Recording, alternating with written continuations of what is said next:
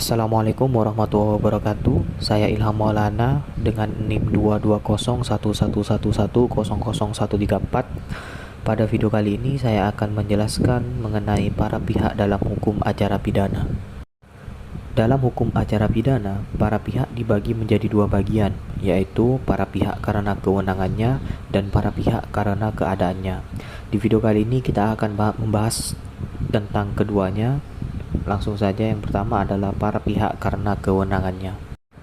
Pihak pertama adalah penyelidik.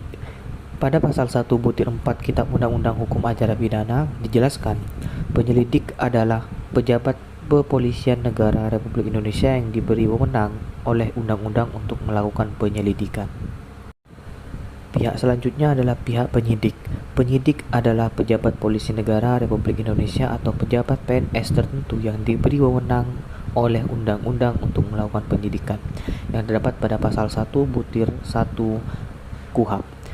Yang kedua adalah penyidik pembantu. Penyidik pembantu adalah pejabat kepolisian negara Republik Indonesia yang diberi wewenang untuk dapat melakukan tugas penyidikan yang diatur dalam undang-undang yang terdapat pada pasal 1/3 KUHP. Selanjutnya adalah penyidik pegawai negeri sipil. Adalah pejabat pegawai negeri sipil tertentu yang berdasarkan peraturan perundang-undangan ditunjuk selaku penyidik dan mempunyai wewenang untuk melakukan penyidikan tindak pidana dalam lingkup undang-undang yang menjadi dasar hukumnya masing-masing yang diatur dalam pasal 1 angka 5 Peraturan Presiden Nomor 43 Tahun 2012. Pihak selanjutnya adalah jaksa dan penuntut umum. Jaksa adalah pejabat yang diberi wewenang oleh undang-undang untuk bertindak sebagai penuntut umum serta melaksanakan putusan pengadilan yang telah memperoleh kekuatan hukum tetap. Sementara penuntut umum adalah jaksa yang diberi wewenang oleh undang-undang untuk melakukan penuntutan dan melaksanakan penetapan hakim. Selanjutnya ada hakim. Hakim adalah pejabat peradilan negara yang diberi wewenang oleh undang-undang untuk mengadili. Mengadili di sini adalah serangkaian kegiatan tindakan hakim untuk menerima, memeriksa, dan memutus perkara pidana berdasarkan asas bebas, jujur, dan tidak memihak di sidang pengadilan dalam hal menurut cara yang diatur dalam KUHP pasal 1/9 Kitab Undang-Undang Hukum Acara Pidana.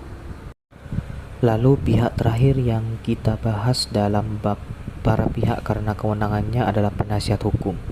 Penasihat hukum adalah seseorang yang memenuhi syarat yang ditentukan atau berdasarkan undang-undang untuk memberi bantuan hukum.